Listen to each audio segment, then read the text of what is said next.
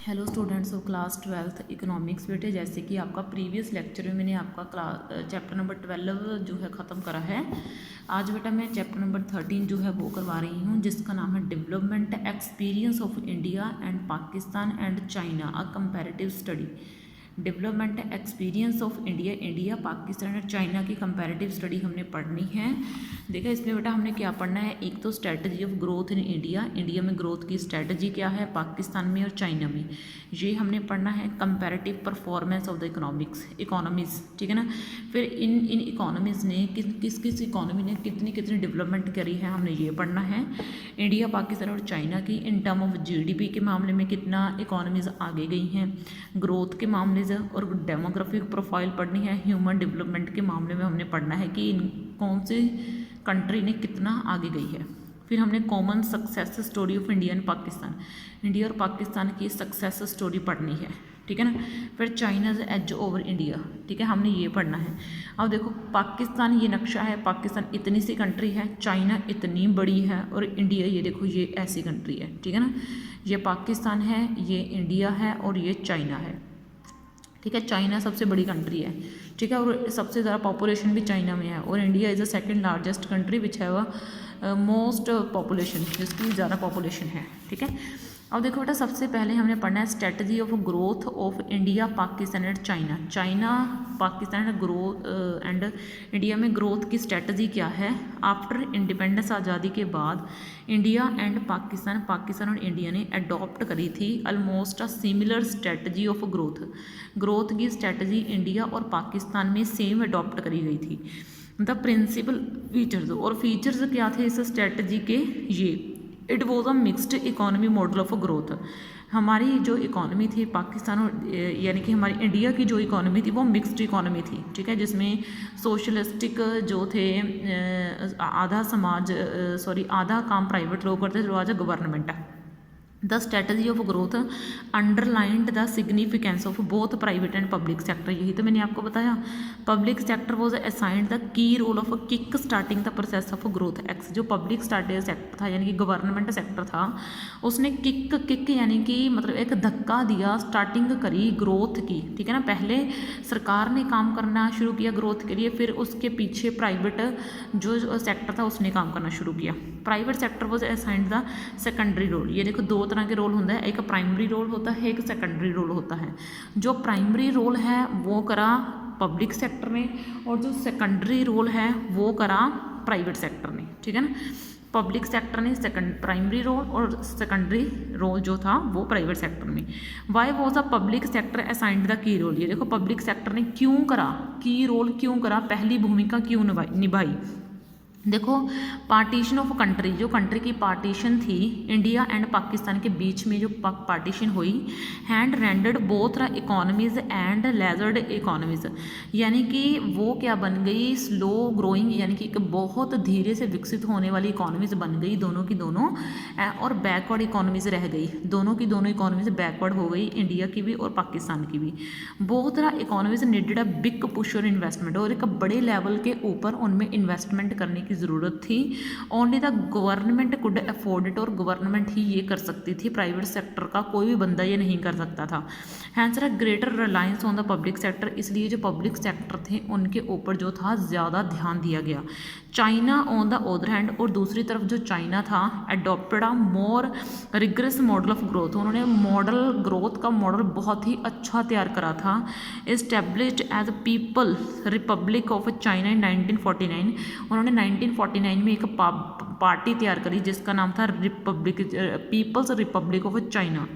It decided to bring all critical areas of production activity under government control, उन्होंने जितनी भी production की activities थी सभी के ऊपर गवर्नमेंट का कंट्रोल रखा, यानी कि वहाँ पे लोगों का कुछ नहीं चलता था, वहाँ पे जो करती थी गवर्नमेंट ही करती थी। National resources were declared a government monopoly, जितने भी रिसोर्सेज थे ज़मीन वगैरह कैपिटल वगैरह सबके ऊपर गवर्नमेंट का राज था चाइना में। चाइना ने यानी कि statism as a model of growth, उन्होंने स्ट्रेटिज्म का मॉडल तैयार किया ग्रोथ के लिए। अब इस ग्रोथ का मतलब क्या था, इस स्ट्रेटिज्म का मतलब क्या था, इस स्ट्रेटिज्म का मीनिंग ये था कि जितने भी रिसोर्सेज हैं, ठीक है ना, जितने भी रिसोर्सेज हैं उन सभी के ऊपर गवर्नमेंट का ही कब्जा होगा। The state was to decide what to produce, state की गवर्नमेंट ही ये डिसाइड करेगी क्या प्रोड्यूस करना है, कितना प्रोड्यूस करना है और कौन से लोगों के लिए प्रोड्यूस करना है। यानी कि चाइना में तो था सारे का सारा गवर्नमेंट का राज, इंडिया और पाकिस्तान में था गवर्नमेंट और आधा लोगों का राज, ठीक है। अब देखो हमने पढ़ना है the common element in the strategy. अब जो एलिमेंट कॉमन थे चाइना, इंडिया और पाकिस्तान तीनों की स्ट्रेटजी में क्या क्या कॉमन थे। Number 1, all the countries relied on public sector as the core sector of the economy. जितने भी कंट्री के सेक्टर्स थे, ठीक है ना, उन्होंने इकोनॉमी के महत्वपूर्ण सेक्टर माना गया। Also all the 3 economies relied basically on inward looking strategy of growth, और इन तीनों सेक्टर्स के ऊपर पूरा ध्यान दिया जाएगा। It focused on protection of the domestic industry, उन्होंने जो अपनी कंट्री के अंदर इंडस्ट्रीज थी उनके ऊपर पूरे का पूरा ध्यान देने का फैसला किया। Insulating it from foreign competition, और इन्हें फॉरेन कंपटीशन से बचाने का फैसला किया।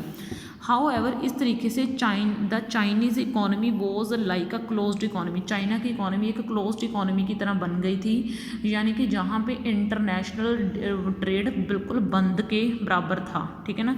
जब वहाँ पे बिल्कुल अंडर डेवलप्ड इकोनॉमी थी, जहाँ पे बिल्कुल विकास नहीं था इकोनॉमी में।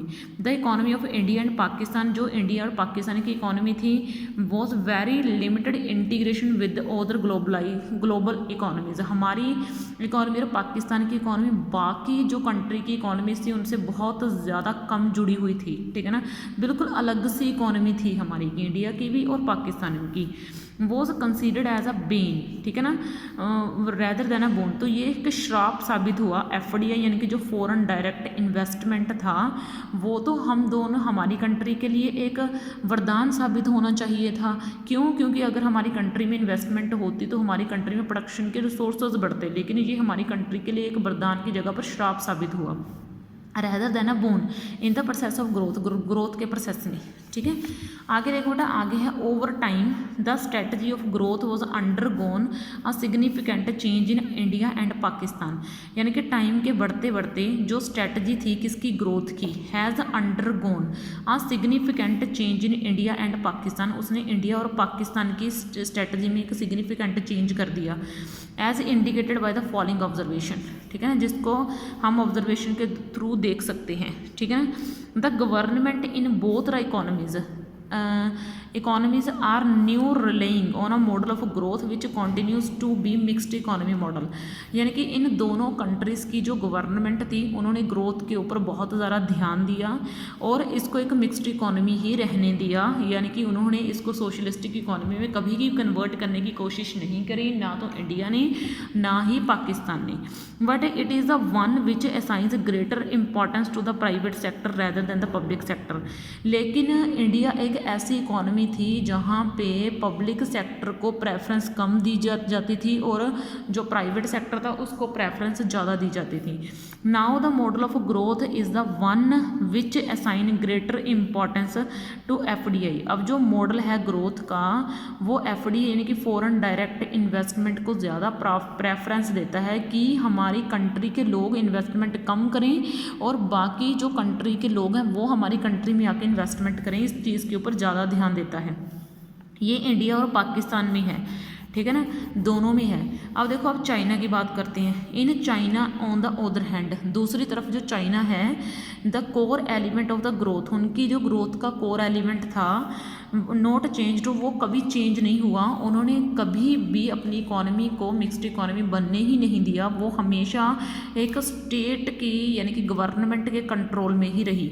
How ever a substantial transformation has occurred in China in term of the integration of the economy with the rest of the world. और इस तरीके से हमारी जो चाइना की इकोनॉमी थी वो बाकी कंट्रीज़ की इकोनॉमी के साथ जुड़ी रही। द चाइनीज़ इकोनॉमी वो has shown a significant transformation from a closed economy to a open economy. जैसे जैसे उनका विकास होता गया तो उन्होंने अपनी इकोनॉमी को ओपन इकोनॉमी में बदल दिया। It now largely depend on external demand. अब जो इंडिया की चाइना की इकोनॉमी है वो एक्सटर्नल डिमांड के ऊपर डिपेंड है, यानी कि वो बाहर की चीज़ें मंगवाती है। FDI जो है is now accorded to high priority, और FDI यानी कि फॉरेन डायरेक्ट इन्वेस्टमेंट को बहुत वहाँ पे भी प्रेफरेंस किया जाने लगा है। लेकिन कभी भी वो स्टेट के रूल्स के हिसाब से करना पड़ेगा, यानी कि गवर्नमेंट के रूल के हिसाब से ही फॉरेन डायरेक्ट इन्वेस्टमेंट होगा। कोई भी ऐसा नहीं है कि बंदा आए और उनकी इकोनॉमी में इन्वेस्टमेंट करके चला जाए, ऐसा नहीं है, ठीक है ना। It is owing to the change in the strategy of growth. तो जो ग्रोथ की स्ट्रेटजीज चेंज होती गई, that all the three economies, तीनों इकोनॉमीज़ में have succeeded in achieving a breakthrough its growth path. और उन तीनों इकोनॉमीज़ को एक नए रास्ते के ऊपर ले गई इनकी स्ट्रेटजी, ठीक है ना। दस कैसे, देखो GDP ग्रोथ, जब इनको वो ग्रोथ के रास्ते के ऊपर चली तीनों इकोनॉमीज़ अपनी स्ट्रेटजी के कारण, ठीक है ना, तो उन्हें जो है क्या क्या देखने को मिला। GDP growth has taken a substantial jump in the economies India, Pakistan and China. China, India और पाकिस्तान में स्ट्रेटजी अच्छी होने के कारण वो एक बहुत अच्छे रास्ते के ऊपर चल पड़ी थी इकोनॉमीज, इंडिपेंडेंस के बाद की बात है। The structure of growth has recorded a significant transformation. और जो ग्रोथ का जो स्ट्रक्चर है वो एक बहुत ज़बरदस्त उछाल ले चुका था। The demographic profile is being री रिटन। और जो डेमोग्राफिक प्रोफाइल है वो री रिटन दोबारा लिखी जा चुकी है, ठीक है ना, कि किस तरीके से हमें क्या करना है, ठीक है ना, सारा कुछ जो है नया एक्सप्लेन करा जा चुका है। तो इस तरीके से बेटा ये मैंने आपको पढ़ा दिया कि कैसे इकोनॉमी में पाकिस्तान की इकोनॉमी, इंडिया की इकोनॉमी और चाइना की इकोनॉमी ने भी कैसे जो है ना नई नई टेक्निक्स चलाई थी और नई नई स्ट्रेटजीज अपना के अपनी इकोनॉमी को सक्सेसफुल बनाया था, ठीक है। ओके बेटा, थैंक यू। इस वीडियो में आपके लिए इतना ही। नेक्स्ट वीडियो में हम आपको कंपैरेटिव स्टडी के बारे में समझाएंगे कि इंडिया, चाइना और पाकिस्तान की इकोनॉमी को कंपेयर करेंगे, ठीक है। ओके बेटा, थैंक यू।